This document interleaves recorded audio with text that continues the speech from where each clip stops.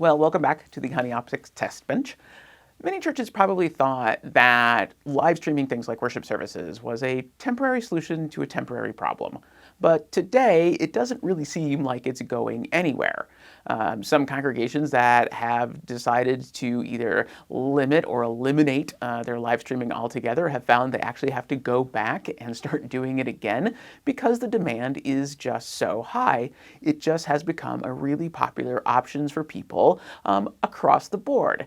It's popular with young families who maybe struggle to get kids out of the door in the morning. It's popular with older adults who maybe have mobility issues. Or in my part of the world, it's popular with people who are traveling during the summer, but still maybe want to keep tabs on what's going on at home. Many congregations have also discovered that overall participation has actually increased, while before, you either attended church in person or you didn't. But now, because there's another option, what a lot of congregations are discovering is that people feel compelled to at least participate in the live stream if they can't make it in person, which means that they're actually probably overall participating on more Sundays than maybe they were even before. So continuing to have and invest in live streaming is something that most congregations are probably going to have to find they have to keep doing moving forward.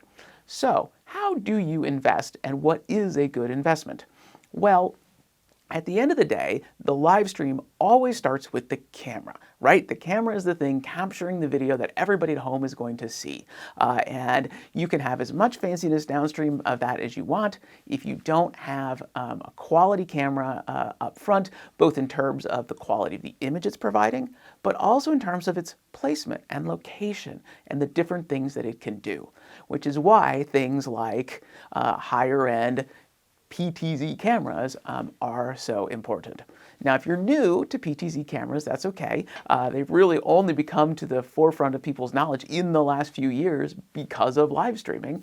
But what a PTZ camera is, like my HoneyOptics sitting right here, is it's a camera that is remotely controllable and can be remotely controlled to pan, tilt, or zoom in from a fixed location.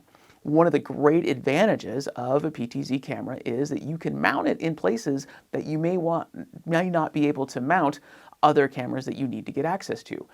Because you can remotely control these, you can mount it somewhere where it's a little less conspicuous, where it's not going to get messed with, and then rely on your ability to remote control it either through a controller or through the remote that it comes with to do that work for you. And it just makes things a lot simpler.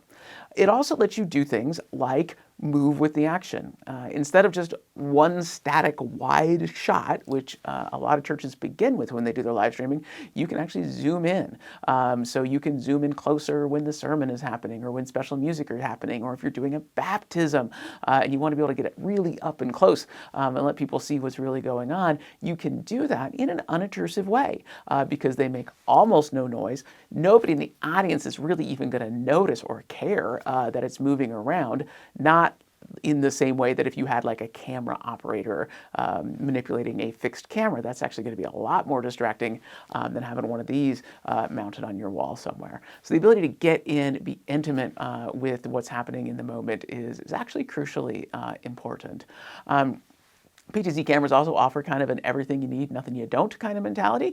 They're there to get you high quality video that then you can combine with whatever your audio source is, typically your soundboard, for a quality product. And at the end of the day, they're pretty simple to use. So that's nice as well. One feature that often goes overlooked, but actually is really helpful that you can do when you have a camera like this, is you can actually take the video you are getting from your camera and put it into other areas of your building, right? We think of live streaming in terms of streaming something far away, but you can also use it within your building. If you want to feed the video to, a cry room or a nursery, or to a larger overflow overflow space, so that even if people are in the overflow space and maybe they can only see distantly what's going on up front, you can use the feed from your PTZ camera. Even if you don't have your live streaming turned on, you can use the feed from your PTZ camera to allow them to get that more up-close look, and suddenly being in the more distant, or overflow space isn't as bad as maybe we thought it would be. So for those reasons, using a PTZ camera is a great option for enhancing your live stream experience. Now, while most streaming that's done today is actually done at 1080p, which is sort of the standard high-def resolution, one of the things that I've talked about several times is there is some value, and actually a lot of value, in going ahead and investing into a higher quality camera, perhaps going ahead and getting the 4K camera, just so you actually have more image to start with. Yes, along down the way, one of your systems along the way is basically going to downsample the larger resolution into the smaller one. But the nice thing is it has a lot more to work with when it does it. It's just simply capturing more data and more information, capturing a better quality picture. And the better quality you start with, the better quality you're going to get out at the end of it. And if down the line you want to go to broadcasting 4K, which is getting more and more popular, becoming a little bit more mainstream, your camera's already set and ready to go, which is good because it's probably up somewhere where you don't want to get to it anyway.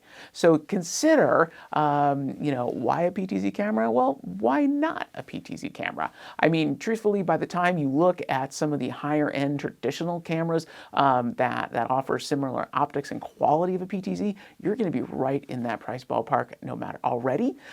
So giving yourself that extra flexibility of having a camera that you can move and change and focus in, and zoom in and zoom out, really does provide a tremendous amount of benefit. You can even use it as a traditional camera, leaving it in one place the whole time at the beginning if you like, and then it'll be there for you when you're ready to grow and expand and get a little more sophisticated down the road. So seriously, as we continue to invest in live streaming, that is a process that does not seem for churches to be going anywhere anytime soon, and probably not at all. Seriously consider the camera you have and what you really need for not only what you're doing today, but also to allow you to grow to a future. And my guess is you're going to come to the same conclusion that pretty much all churches are coming to these days, and having a PTZ camera, at least one of them as part of your solution, is a really handy thing to have. All right, so hopefully you found that interesting and helpful. Check out our YouTube channel for a lot of other videos we have on other things that hopefully you will also find interesting and useful. And otherwise, have a great day.